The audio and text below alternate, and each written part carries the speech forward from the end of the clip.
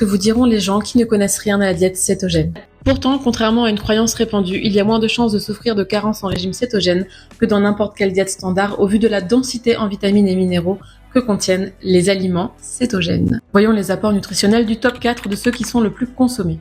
L'œuf, par exemple, couvre un tiers des besoins en phosphore qui entre dans la composition de tous nos os et permet de neutraliser l'acidité dans notre sang.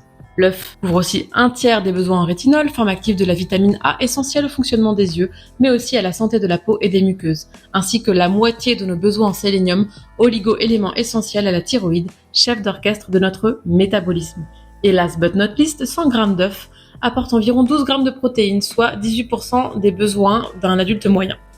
La viande rouge, quant à elle, couvre la moitié de nos besoins en vitamines B1 et B12, essentiels à la santé du cerveau, mémoire, raisonnement, concentration, et la moitié de nos besoins en zinc, qui régule le taux de testostérone et maintient la qualité de nos tissus en bonne santé, entre autres choses, puisque le zinc intervient dans plus de 2500 processus métaboliques.